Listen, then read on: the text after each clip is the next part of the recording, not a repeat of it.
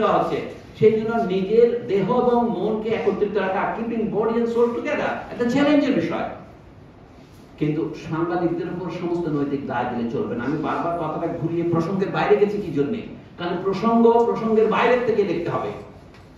শুধু সাংবাদিকদের দোষ দিয়ে আমরা যদি প্রেডেটরি সাংবাদিকের উত্থানের কথাটা বলি তাহলে এটা সঠিক হবে না। এটার সাথে ওই যে বলা হয় ধনতান্ত্রিক অর্থনীতির যে রূপটা, যেটাকে আমরা ক্রিমিনাল ফর্ম বলছি, প্রিমিটিভ অ্যাকিউমুলেশন, তাহলে বাংলাদেশে এতগুলি নতুন ধন কুবের গোষ্ঠী কি করে গড়ে উঠলো, কার সম্পদে গড়ে উঠলো, সেই সম্পর্কে কোনো বিশ্লেষণ না করলে আপনি শুধু সংবাদপত্র বিশ্লেষণ করলে একটা ভুল সিদ্ধান্তে যেতে পারেন। সেই আশঙ্কা থেকে আমি বললাম বাংলাদেশে এত যে প্রাইভেট ইউনিভার্সিটি হলো, কোন প্রাইভেট ইউনিভার্সিটি শিক্ষক সমিতি করার অধিকার নাই। এটাকে ফ্যাসিজম নয়, আমরা তা শিকার, আমরা তো প্রে। আমি বারবার বলছি প্রেডেটর এন্ড প্রে একসাথে আলোচনা করতে হবে।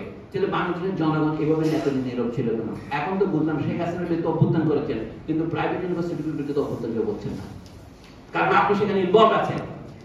অথবা মানুষ কিছু মনে করবেন না। আপনার উদাহরণ দিচ্ছি, আপনি বলছেন আমার একমাত্র মেয়ে ও লেভেল পরীক্ষা দিচ্ছিল, আমার মেয়েও দিচ্ছে, আপনার মেয়েও দিচ্ছে, কেন? আমাদের জাতীয় শিক্ষা ব্যবস্থা ভেঙে পড়েছে বলেই তো। না হলে কি কারণে আমি এ লেভেল ও লেভেল দিচ্ছি? আমি তো ফ্যাসিজম হচ্ছে এখানে আমরা দেশের শিক্ষা ব্যবস্থাকে গড়ে তুলতে রাজি নই। আমরা আমাদের ছেলে মেয়েদের বিদেশে পাঠিয়ে তৃপ্ত থাকি। আমরা শিক্ষক, ঢাকা বিশ্ববিদ্যালয়ের শিক্ষক সমিতি আছে, সেটা পরিণত দেখেছেন।